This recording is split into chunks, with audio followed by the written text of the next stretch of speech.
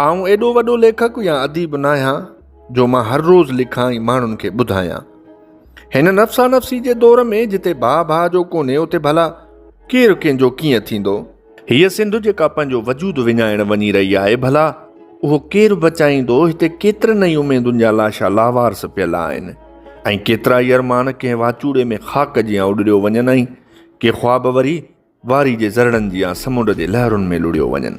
हिते हर रोज़ करबला, जिते हर रोज़ कारोकारी वारो रवाजु आम थींदो पियो वञे। भला वाक़ई ही रस्मूं सिंध जूं आहिनि या असां परायूं रस्मूं पाण हाणे दुनिया अॻियां उहो ॿुधाइण था चाहियूं त असां में गैरत आहे। जेकॾहिं उहा वाक़ई बि गैरत आहे त भला हर रोज़ सिंध खे वखर जियां विकिरो करण बि गैरत आहे। पंहिंजा नंग बुखिया ऐं उघाड़ा करे ॿियनि जे अॻियां हथ टंगाइण बि गैरत आहे। पंहिंजी धरती, पंहिंजा वसीला कंहिंखे इनाम तौरु ॾियण बि गैरत आहे। जेकॾहिं उहा गैरत हुजे हा त म्याणी जी जंग न लॻे हा, न वरी को ॾाहर या दोदो शहीद थिए हा, न शाह इनायत जो सिर कलम थिए हा, न वरी बिलावल घाणे में पीड़िजे हा। पर चवंदा आहिनि त गैरत हर कंहिंखे रास किथे थी अचे।